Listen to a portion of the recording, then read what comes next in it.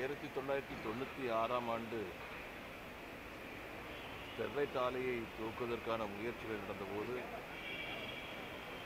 அந்த ஆலையை திறக்கக்கூடாது என்று சாகும் வரை உண்ணாவிரதம் இருந்து 3 நாட்கள் குரூஸ் பெர்னாண்டஸ் சிலையினுடைய அருகாமையில் உண்ணாவிரதம் இருந்து கைது செய்யப்பட்டு மருத்துவமனையில் சேர்க்கப்பட்டு மருத்துவமனையிலும் உண்ணாவிரதம் இருந்து ஏறக்குறைய 7 நாட்கள் உண்ணாவிரதம் இருந்து போராடியவன் நான்.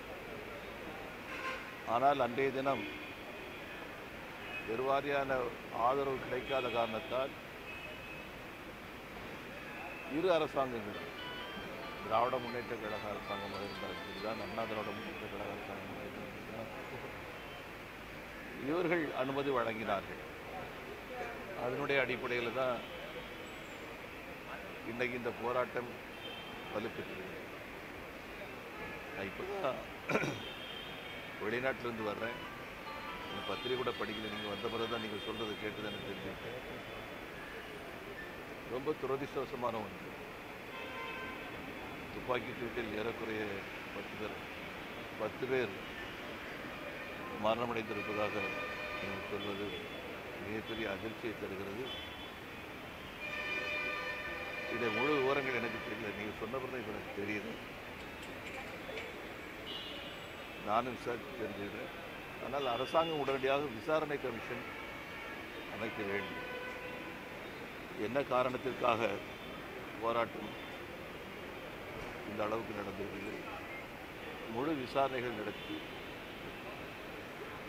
அதனை சார்ந்த நடவடிக்கைகளை எடுக்க வேண்டும் என்று நான் கேட்டுக்கொண்டேன். எனக்கு தெரியல. நான் அதை சொன்னல. நான் அந்த விமான நிலையத்திலிருந்து நேராக இங்கே வரேன். இங்கே கோயம்புத்தூர் போகிறேன். எனக்கு முழு விவரங்கள் எதுவும் தெரியல. நீங்கள் சொன்னதிலிருந்து தான் நான் சொல்கிறேன். 20 ஆண்டுகளுக்கு மேலான சட்ட போராட்டமும் தொடர் போராட்டமும் நடைபெற்றிருக்காங்க.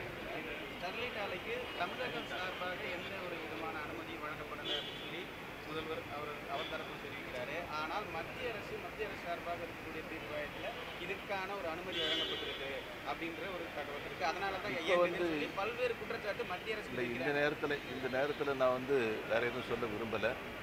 அன்னைக்கு மத்திய அரசாங்கம் நீ எடுத்துக்கிட்டாலும் கூட அன்றைய மத்திய அரசாங்கம் அது காங்கிரஸ் அரசாங்கம்.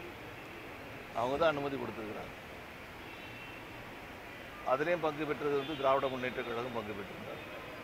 இதில் நான் எதுவுமே சொல்றேன். தற்போது இருக்கக்கூடிய மத்திய அரசு பார்ப்போங்க. இதில் நீங்கள் இதை தடை செய்யறதுக்கான ஒரு முயற்சி எடுப்பீங்களா? இதில் உள்ள முதல்ல இப்போ நாம் கவனிக்க வேண்டிய விஷயம், நீங்கள் சொன்னதனுடைய அடிப்படையில் 10 பேர் மரணமடைஞ்சது கேட்டு எனக்கு தெரிய வருது.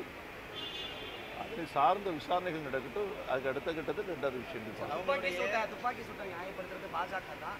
இப்பொழுதாவது தெரிகிறதா இந்த மாநில கட்சியை ஆள்றது யார் அப்படின்னு ஒரு ட்வீட் பண்ணியிருக்காரு ப. சிதம்பரம்.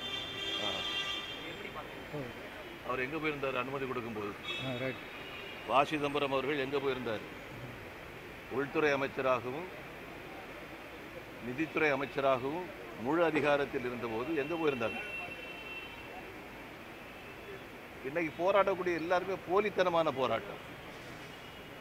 அன்னைக்கு அது தடுக்கப்பட்டிருந்தாச்சுன்னா இன்னைக்கு 10 பேருடைய உயிர் காப்பாற்றப்பட்டிருக்கும். அன்னைக்கு போராடியது பாரதிய ஜனதா கட்சி. நான் போராடினேன். நான் உண்ணாவிரதம் இருந்தேன். அண்ணன் வைகோ போன்றவர்கள் உண்ணாவிரதம் இருந்தாங்க. எனக்கு தெரியும். அவங்க போராடினாங்க. இன்னைக்கு நடந்திருக்கூடிய விஷயம் குறித்து முழுமையான விசாரணைகள் நடத்தப்பட்டு நடவடிக்கை எடுக்கப்பட வேண்டும். திருச்சியில் போலீசாரால் எட்டி வைத்து கர்ப்பிணி பெண் மரணம். ஐயோ! சென்னையில் கல்லூரி வாசலில் வைத்து பட்டாப்பாளையில் ஒரு பெண் வெட்டி கொலை. ஏன்னா ஒவ்வொரு சேனல்ல ஒவ்வொரு மாதிரி சொல்லிட்டு இருக்கா. அதுல எது உண்மையே தெரியலையே. நீ நம்ம தண்டோரா சேனல் பார்த்திருக்கியா இல்லையா? பார்த்தது இல்ல. அதுல ஒவ்வொன்றையும் டீட்டெயிலா சொல்லியிருப்பாங்க, போய் பாரு. நீங்களும் ஒரு சம்பவத்தோட ஃபுல் டீட்டெயிலும் தெரிஞ்சுக்கணும் அப்படின்னா எங்க தண்டோரா சேனலுக்கு சப்ஸ்கிரைப் பண்ணி பாருங்க.